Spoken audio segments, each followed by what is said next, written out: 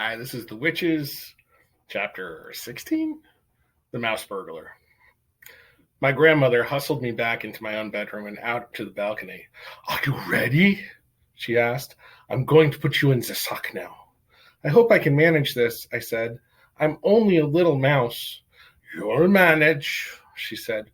Good luck, my darling. She popped me into the sock and started lowering me over the balcony. I crouched inside the sock and held my breath. Through the stitches, I could see out quite clearly. Miles below me, the children playing on the beach were the size of beetles. The sock started swinging in the breeze. I looked up and saw my grandmother's head sticking out over the railing of the balcony above. You're nearly there, she called out. Here we go. Gently does it. You're down. I felt a slight bump. In you go, my grandmother was shouting. Hurry, hurry, hurry. Search the room. I jumped out of the sock and ran into the Grand High Witch's bedroom.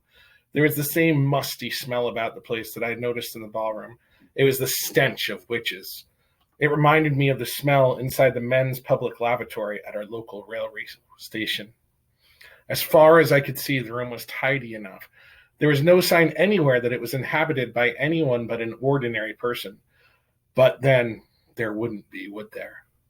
No witch would be stupid enough to leave anything suspicious lying around for the hotel maid to see. Suddenly, I saw a frog jumping across the carpet and disappearing under the bed. I jumped myself. Hurry up!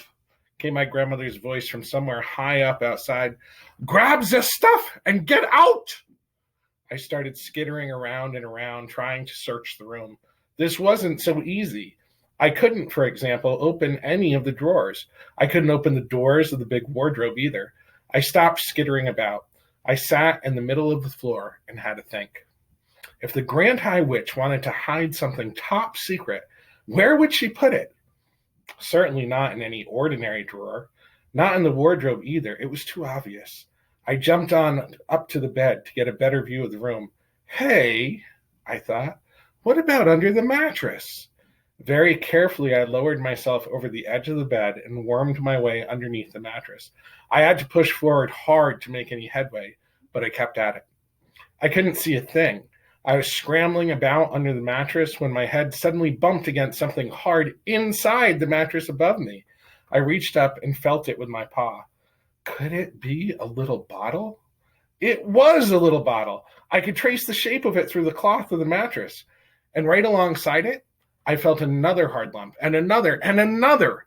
The Grand High Witch must have slit open the mattress and put all the bottles inside and then sewn it all up again. I began tearing away frantically at the mattress cloth above my head with my teeth. My front teeth were extremely sharp, and it didn't take me long to make a small hole. I climbed into the hole and grabbed a bottle by the neck. I pushed it down through the hole in the mattress and climbed out after it. Walking backward and dragging the bottle behind me, I managed to reach the edge of the mattress. I rolled the bottle off the bed onto the carpet. It bounced, but it didn't break. I jumped down off the bed. I examined the little bottle. It was identical to the one the Grand High Witch had in the ballroom. There was a label on this one. Formula 86, it said. Delayed Action Mouse Maker. Then it said, this bottle contains 500 doses. Eureka! I felt tremendously pleased with myself. 3 frogs came hopping out from under the bed. They crouched on the carpet, staring at me with large black eyes. I stared back at them. Those huge eyes were the saddest things I had ever seen. It suddenly occurred to me that almost certainly, once upon a time, they had been children, those frogs. Before the Grand High Witch had got a hold of them, I stood there clutching the bottle and staring at the frogs. Who are you? I asked them. At that exact moment, I heard a key turning in the lock of the door, and the door burst open, and the Grand High Witch swept into the room. The frogs jumped underneath the bed again in one quick hop. I darted after them, still clutching the bottle, and I ran back against the wall and squeezed in behind one of the bedposts. I heard feet walking on the carpet. I peeped round the bedpost. The 3 frogs were clustered together under the middle of the bed. Frogs cannot hide like mice. They cannot run like mice either. All they can do, poor things, is to hop about rather clumsily. Suddenly, the Grand High Witch's face came into view, peering under the bed. I popped my head back behind the bedpost. So there you are, my little froggies. I heard her saying. You can stay where you are until I go to bed tonight. Then I shall throw you out the window, and the seagulls can have you for their supper.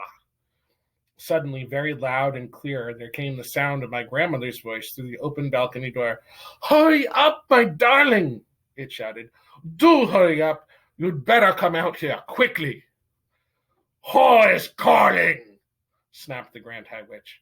I peeped round the bedpost again and saw her walking across the carpet to the balcony door. Who is this on my balcony? She muttered. Who is it? Who dares to trespass on my balcony? She went through the door onto the balcony itself. What is this knitting wool hanging down here? I heard her saying. Oh, hello, came my grandmother's voice. I just dropped my knitting over the balcony by mistake, but it's all right. I've got hold of one end of it. I can put it up by myself. Thank you all the same. I marveled at the coolness of her voice. Who were you talking to just now? Snapped the Grand High Witch. Who were you telling to hurry up and come out quickly? Oh, I was talking to my little grandson, I heard my grandmother saying. He's been in the bathroom for hours, and it's time he came out. He sits there reading his books, and he forgets completely where he is. Do you have any children, my dear? I do not, shouted the Grand High Witch, and she came quickly back into the bedroom, slamming the balcony door behind her. I was cooked. My escape route was closed. I was shut up in the room with the Grand High Witch and 3 terrified frogs. I was just as terrified as the frogs. I was quite sure that if I was spotted, I would be caught and thrown out over the balcony for the seagulls. There came a knock on the door. What is it this time? Shouted the Grand High Witch. It is we ancient ones, said a meek voice from behind the door. It is 6 o'clock, and we have come to collect our bottles that you promised us. Oh, your grandness. I saw her crossing the carpet towards the door. The door was open, and then I saw a whole lot of feet and shoes beginning to enter the room. They were coming in slowly and hesitantly, as though the owners of those shoes were frightened of entering. Come in, snapped the Grand High Witch. Do not stand out there dithering in the corridor. I don't have a night.